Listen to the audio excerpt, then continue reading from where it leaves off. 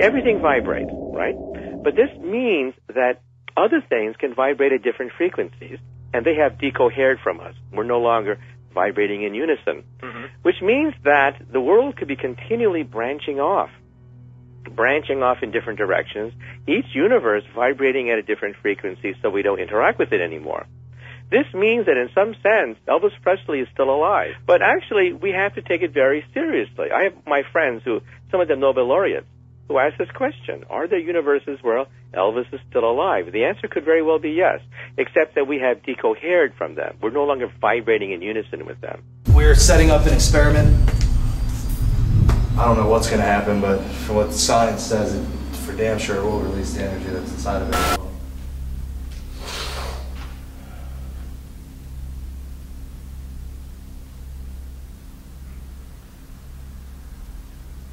Just move to the left. Shut up.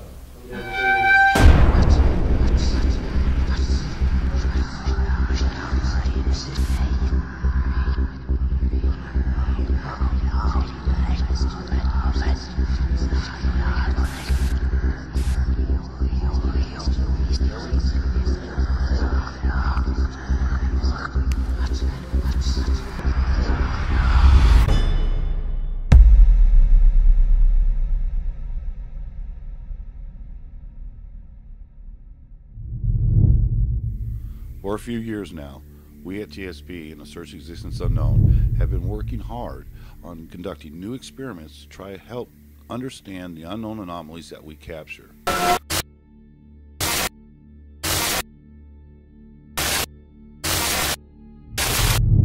Well, the day after Christmas, we decided to try out one of those experiments for Season 4, the Search Existence Unknown. With the recent reports of heightened activity at Poasttown, child apparitions with possible supernatural energies left behind from people that died on a train from a nearby location, we wanted to see if our experiment would work, and once again, Poasttown did not disappoint us. Alright, basically, we're setting up an experiment. We're using UV light, which is the strongest of light spectrums. We have an infrared light here, second strongest, using radio frequencies, audio tones, the electromagnetic frequencies, as well as we have crystals around all of this EMF right here, which should be able to harness a lot of the energy that's in the area and suck them in. And then we're going to come up here in about 30 minutes and point lasers at them to release the energy that's inside of them. I don't know what's going to happen, but from what the science says, it for damn sure will release the energy that's inside of it. Yeah. So hopefully something goes inside of it. Hopefully we can capture a little girl, just energy of it laughing, anything. Just anything like that, or just release it like a super EMF pump in the area. So let's do this. After setting up our equipment, our crystals, UV lights, EM pumps, and using certain frequency tones, we allowed this to run for about an hour and a half to help charge the air. Then later we would come upstairs with me doing some photography to document any possible anomalies in the area from this experiment.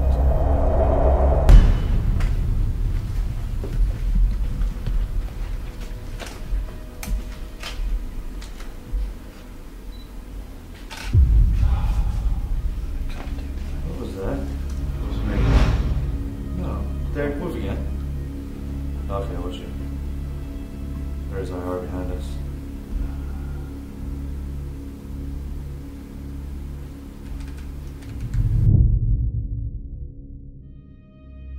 In this part of the experiment, we would point lasers into the crystals, which in theory is supposed to help release the energy into the air. I would continue to take photos to document any fluctuations in the area with this phase of the experiment.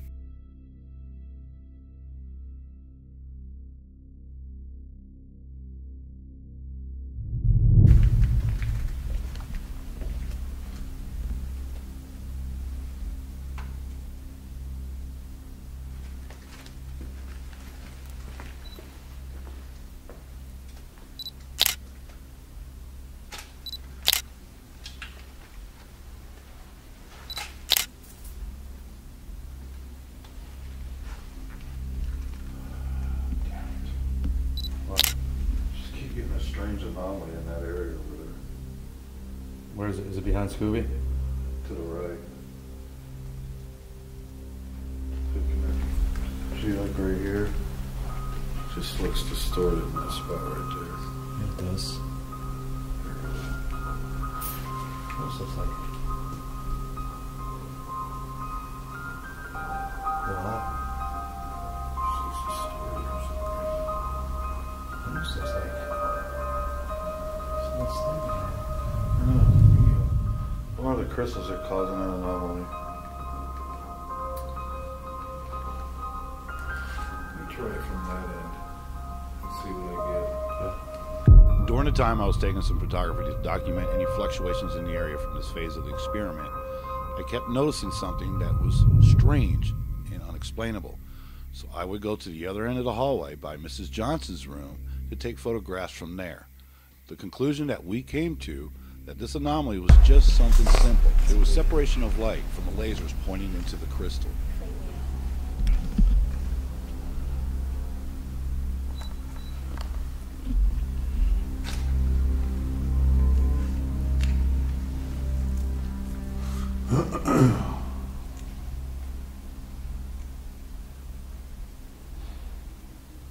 Is that Derek down there?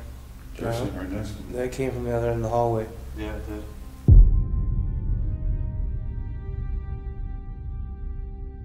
We did capture something while I was taking photos in front of Mrs. Johnson's room, pointing down the hallway. What we captured was very interesting and very unexplainable. First off, it does sound like a woman trying to say something or even moaning.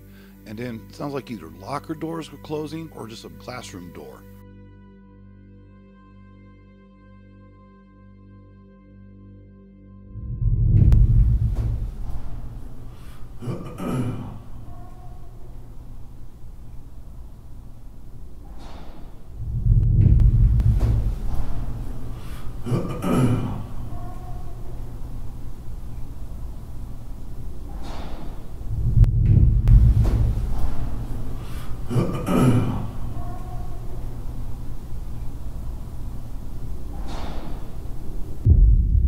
Hello? Hello?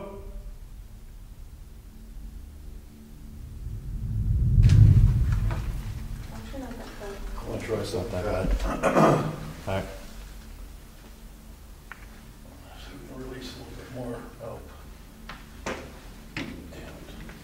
What? I was hoping to release, go a little bit more through that. Crystals can harness energy and hold it. Then lasers are known to point it at a crystal for a period of time, typically not a real long time. Do you feel any heat off the crystals? Not really. But they'll release, because of the lasers, they'll actually release atoms and electrons that are actually in there.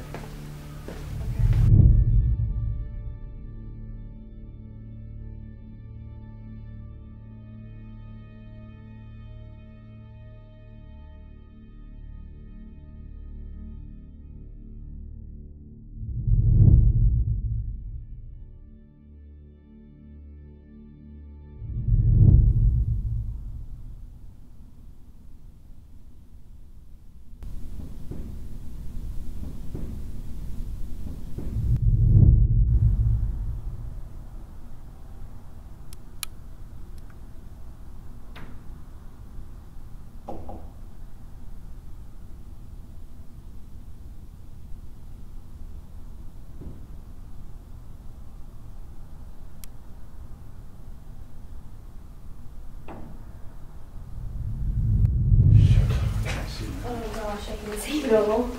Let's stay right behind you. Alright, let me see now.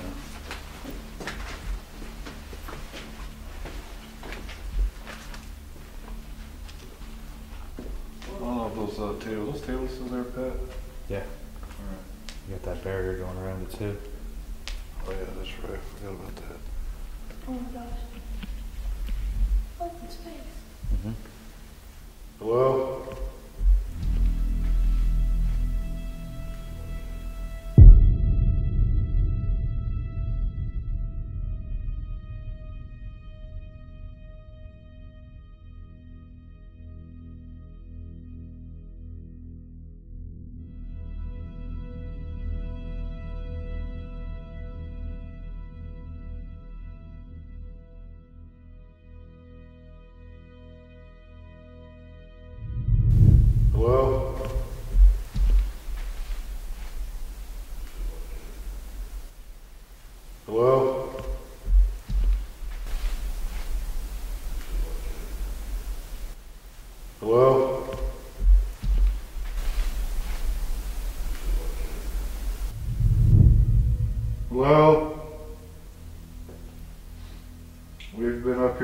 times. This is Pat and I, and Pat brought his daughter, Kylie.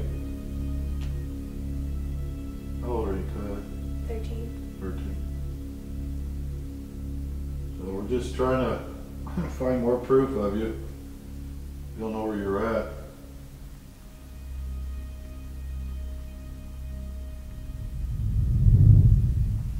I don't know, man. Come on, bro.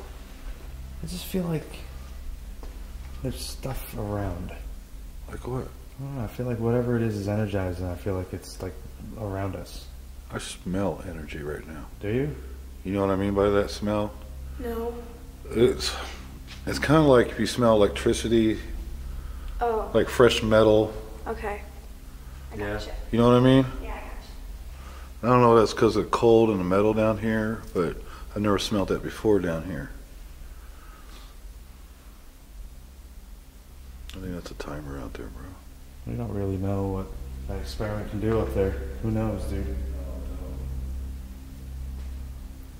Should be too strong for it upstairs, but It could be, dude. if it wanders around, dude, it could just. I mean, but using crystals, I think is a great idea that you're using.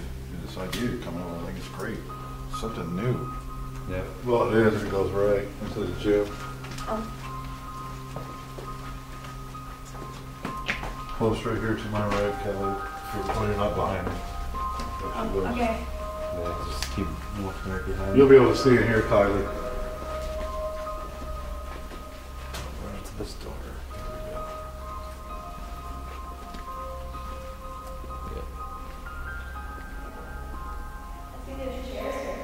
Yeah, you can see it here.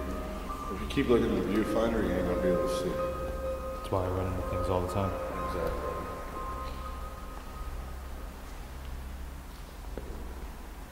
Is anybody in here? Lots of cars. Should have a bunch of energy. You should be able to do something that you're not used to doing. Push something, make a loud noise, scream, yell.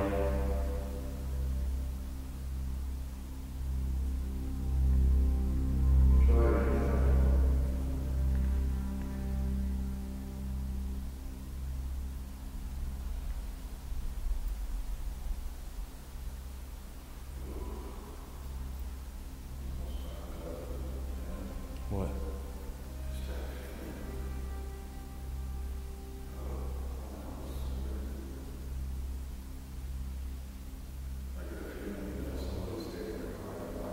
Let's rub it down here. So metallic almost or something?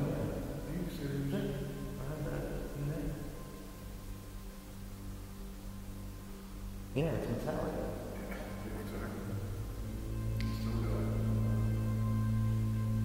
I don't know.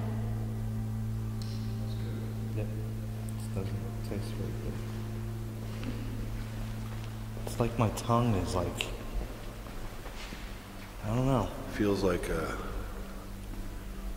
smooth surface, like there's a coating on my tongue. Yeah. Yeah, no, I don't feel anything. Well, that's good. Yeah. At this time, Pat and I both were experiencing something very strange, a metal taste in our mouth. Now, with us both experiencing this, we did some research on why somebody would have metal taste in their mouth. And from what we understand, in the medical field, there is only one reason why this experience happens. It's from a head injury. A metal taste is a common occurrence when dealing with such injuries to the head. Because of the experiments, are we possibly experiencing the head injuries from what people suffered during the train wreck? We truly can't explain why we're experiencing this taste in our mouth, but it's just so odd with the experience that we conducted here at Poasttown. Are we heightening the energy in the building for those injured souls, and we're experiencing their injuries? That area up there. You know what I'm talking about? Mm-hmm. Let's go back through the gym.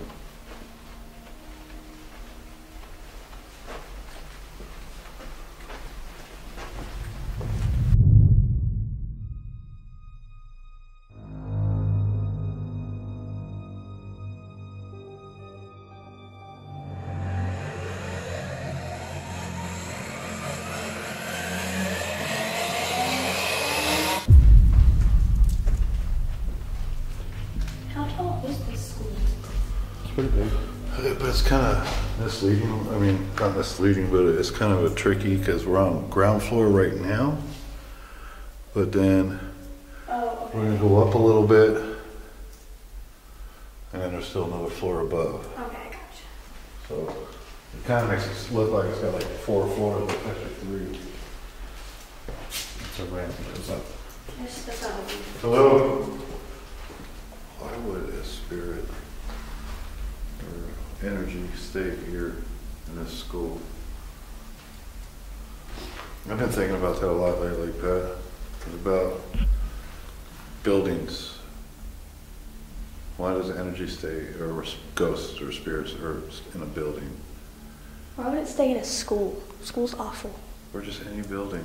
Because is it acting like a safe haven or If they're intelligent. blockade? If we're even dealing with intelligent spirits, what if it's just atmospheric conditions, certain temperatures or something that are releasing energy from atoms that are creating, or almost like an old film replaying itself? Right. Like that, you know, they say, what is that, residual crap? Residual. But, I mean, why in buildings? Why just not, like, walk through the wall and go keep going? Or why do they stay bound or inside of a enclosure?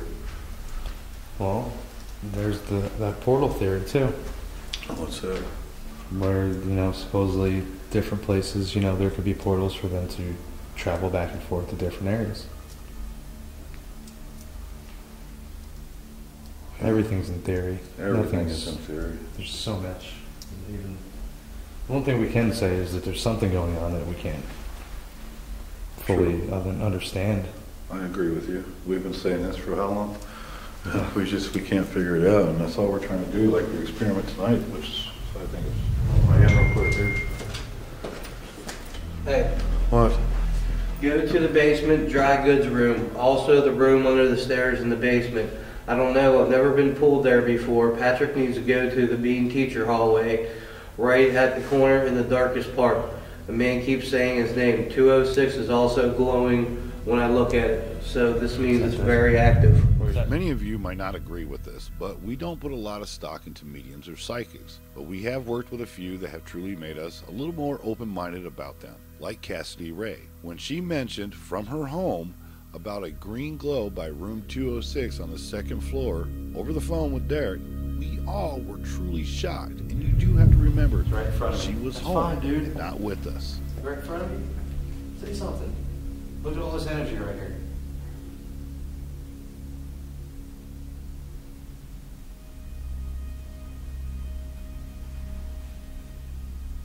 Obviously, something upsets you about me, and all due respect, I don't care.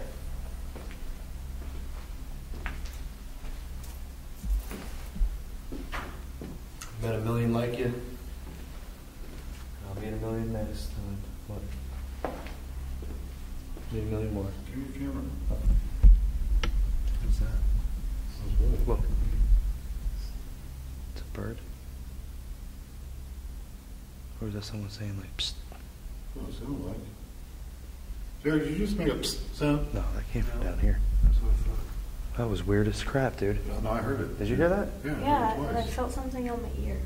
Really? It's like, Pat and I were just having a normal conversation, and it sounded like someone was trying to get our attention, like going, psst, trying to interrupt the conversation. Give me the camera. What's that? What's what? Look. Meet a million more. Give me the camera. What's that? What's what? Look. Meet a million more. Give me the camera. What's that? What's what? Look. Or is that someone saying like, psst? What does it sound like? Derek, did you just make a psst sound? No, that came from down here. That's what I thought. That was weird as crap, dude. Yeah, no, I heard it. Did you hear that? Yeah, I yeah, heard it and I twice. felt something on my ear. Really? It's like,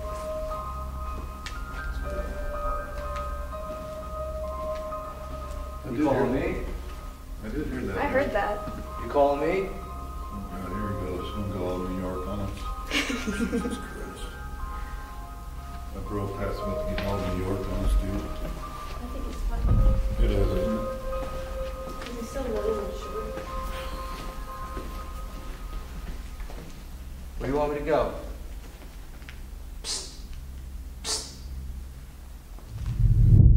And not being able to find out the source of this, we also had another situation coming up. Our batteries for our cameras kept dying.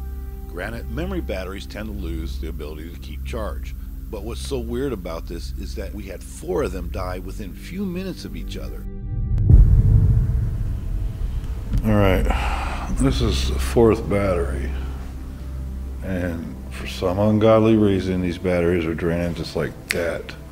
Never done that. Not those kinds. It went from 200 minutes from downstairs when I turned it off, to when I came up here, turned it on to 47 minutes. You know, it's weird. I can understand 1 or 2 batteries, maybe 2, but 3 in the same area. You know what's funny too is the other battery that I put in there before that one, 47 minutes were left on. Exactly. A little bit later into the investigation, Derek would go to the basement to conduct what we call as an isolation phase. But later, he would catch up with us as we begin to wind down the evening and wrap up our experiments.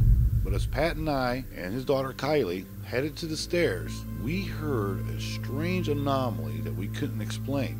Then heard what is called a disembodied voice responding. Did you hear that? Yeah. Yes, I did. I hear you. Did you hear that? Yeah. Did you hear that? Yeah. Did you hear that? Yeah.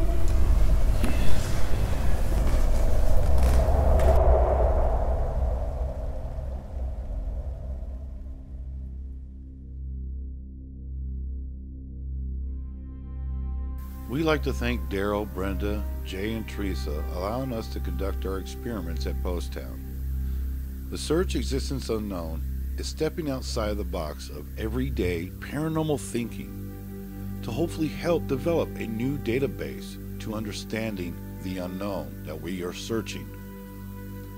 We're not saying that we're right or wrong, but we feel at TSP that it's time to take paranormal investigating to the next level by opening books on energy displacement, atomic memories. So did our experiments tonight at Poasttown take us in a new direction? It may seem so, but without experimenting and studying the science of energies, we will never excel in the paranormal field.